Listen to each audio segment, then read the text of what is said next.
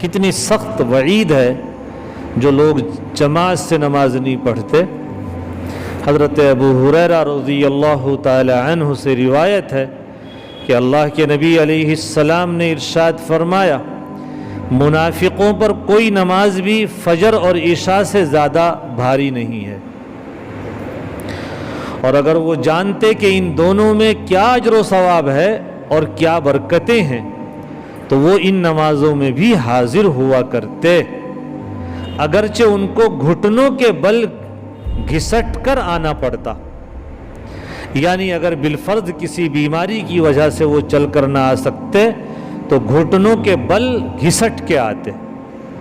اس کے بعد آپ علیہ السلام نے ارشاد فرمایا کہ میرے جی میں آتا ہے کہ کسی دن میں مؤذن کو حکم دوں کہ وہ جماعت کے لیے اقامت کہے، پھر میں کسی شخص کو حکم دوں کہ میری جگہ وہ لوگوں کی نماز پڑھائے، امامت کرائے، اور خود آگ کے فتیلے ہاتھ میں لوں اور ان لوگوں پر یعنی ان کے موجود ہوتے ہوئے ان کے گھروں میں آگ لگا دوں جو اذان سننے کے بعد بھی نماز میں شرکت کے لیے گھروں سے نہیں نکلتے۔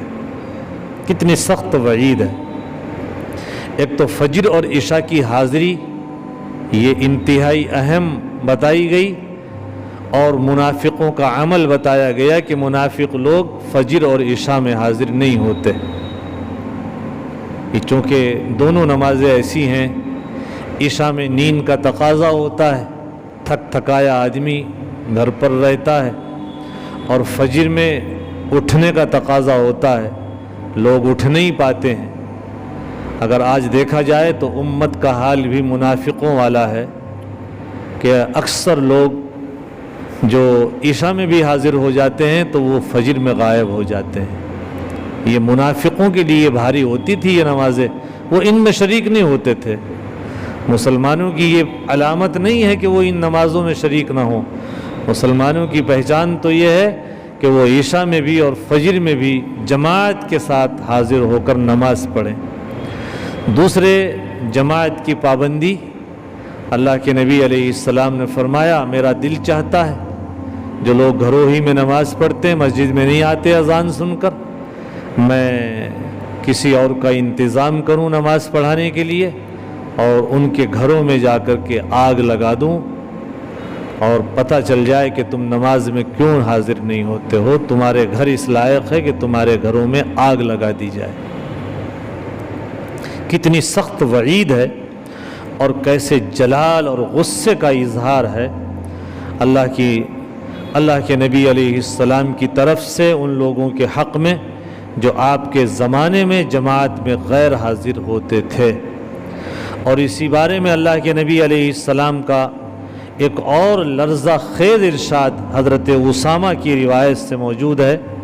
اس کے الفاظ ہیں، لَيَنْتَهِيَنَّ رِجَالٌ عَنْ تَرْكِ الْجَمَاعَةِ أَوْ لَأُحَرِّقَنَّ بُيُوتَهُمْ، لوگوں کو چاہیے کہ وہ جماعت کی نماز چھوڑنے سے باز آ جائیں، نہیں تو میں ان کے گھروں میں آگ لگوا دوں گا۔ اللہ کے نبی علیہ السلام نے کتنے سخت غصے کا اظہار فرمایا، آپ سوچئے ذرا۔ اب منافق دو قسم کے آدمی ہوتے ہیں، ایک منافق تو وہ ہوتا ہے جو عقیدے کے اعتبار سے منافق ہے، وہ تو کافر ہی ہے کہ دل میں اس کے کفر ہے اور زبان پر اس کے ایمان ہے۔ لیکن ایک منافق ہوتا ہے عملی منافق کہ یقین تو اس کا اللہ کی ذات پر ہے اور وہ دل سے اللہ کو مانتا بھی ہے، زبان سے اقرار کرتا ہے، لیکن دینی اعمال میں سستی بہت کرتا ہے، کوتاہی بہت کرتا ہے، تو یہ منافق کہلائے گا، منافق عملی، اعتقادی نہیں۔ آج ہم لوگ اسی منافق عملی کے اندر داخل ہیں۔ یقین تو ہمارا یہی ہے کہ اللہ ایک ہے، اس کا کوئی شریک نہیں ہے، لیکن عمل کے اعتبار سے ہمارا وہی عمل ہے جو منافقوں والا عمل تھا، جو اس دور میں وہ نماز کی پابندی نہیں کرتے تھے، آج ہم بھی نہیں کرتے ہیں۔ وہ لوگ جماعت کی پابندی نہیں کرتے تھے تو آج ہم بھی ذرا سے بہانے سے جماعت کی نماز کو ایک دم چھوڑ بیٹھتے ہیں۔ اسی لیے امام احمد ابن حنبل رحمۃ اللہ علیہ نے فرمایا کہ ہر غیر معذور آدمی کے لیے جماعت سے نماز پڑھنا فرض ہے، واجب نہیں بلکہ فرض ہے۔ کتنا بڑا گناہ ہے! یعنی ان کے نزدیک جس طرح نماز پڑھنا فرض ہے، اسی طرح نماز کو جماعت سے پڑھنا بھی ایک مستقل فرض ہے، اور جماعت کا چھوڑنے والا گویا کہ ایک فرض کا چھوڑنے والا ہے۔ لیکن ان کے علاوہ جتنے اور علماء ہیں، جیسے حنفیہ، احناف، امام ابو حنیفہ رحمۃ اللہ علیہ، انہوں نے یہ فرمایا ہے کہ اس کا درجہ واجب کا ہے، فرض کا نہیں ہے۔ جماعت چھوڑنے والا گنہگار ہوگا، صرف فرض کا چھوڑنے والا نہیں کہلائے گا۔ اللہ کے نبی علیہ الصلاۃ والسلام کی جو یہ احادیث ہیں یہ سختی پر محمول ہیں، اس لیے گنہگار تو ضرور ہوگا اگرچہ وہ فرض کا چھوڑنے والا نہیں ہوگا۔ تو گنہگار ہونا بھی ایک بہت بڑا گناہ ہے۔ ہم لوگوں کو کوشش کرنی چاہیے کہ بغیر کسی عذر اور مجبوری کے جماعت نہ چھوڑیں، بلکہ کوشش کریں کہ مسجد کے اندر آ کر کے جماعت کے ساتھ نماز پڑھیں۔ عن ابن عباس رضی اللہ تعالی عنہما قال قال رسول اللہ صلی اللہ علیہ وسلم من سمع المنادی فلم يمنعه من اتباعه عذر قالوا وما العذر قال خوف او مرض لم تقبل منه الصلاة التي صلى۔ حضرت عبداللہ ابن عباس رضی اللہ تعالی عنہما سے روایت ہے، اللہ کے نبی علیہ السلام نے ارشاد فرمایا، جو شخص نماز با جماعت کے لیے مؤذن کی آواز سنے، اذان کی، اور اس کی تابعداری کرنے سے یعنی جماعت میں شریک ہونے سے کوئی واقعی عذر اس کے لیے رکاوٹ نہ بن رہا ہو، اور اس کے باوجود وہ جماعت میں نہ آئے بلکہ الگ ہی اپنی نماز پڑھ لے، تو وہ اس کی نماز اللہ کے یہاں قبول نہیں ہوگی۔ بعض صحابہ نے عرض کیا کہ حضرت عذر کیا ہو سکتا ہے؟ تو آپ علیہ السلام نے فرمایا، جان و مال کا خوف یا بیماری۔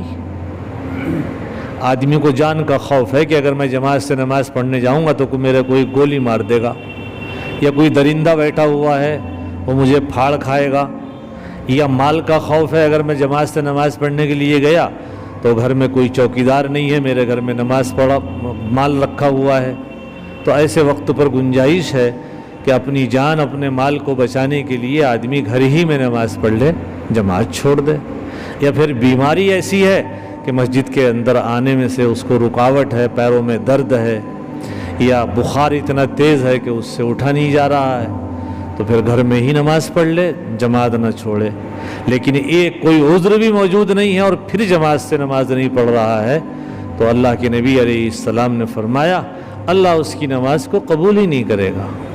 کتنی سخت بات ہے، بہت سخت بات ہے، اور اس میں کوئی شک و شبہ نہیں ہے کہ آدمی نماز پڑھتا ہے بغیر جماعت کے، بغیر کسی مجبوری کے، تو اس کی نماز کامل نماز نہیں ہوگی، ادائے کامل نہیں ہوگی، ناقص ہی رہے گی۔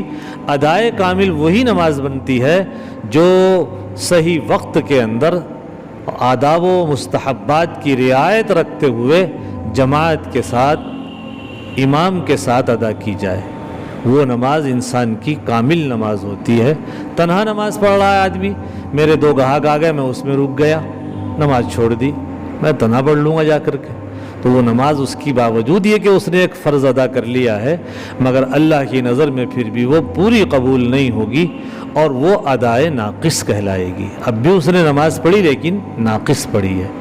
اللہ تعالی ہم سب کو نماز با جماعت کا اہتمام کرنے کی توفیق عطا فرمائے۔ وآخر دعوانا ان الحمد للہ رب العالمین۔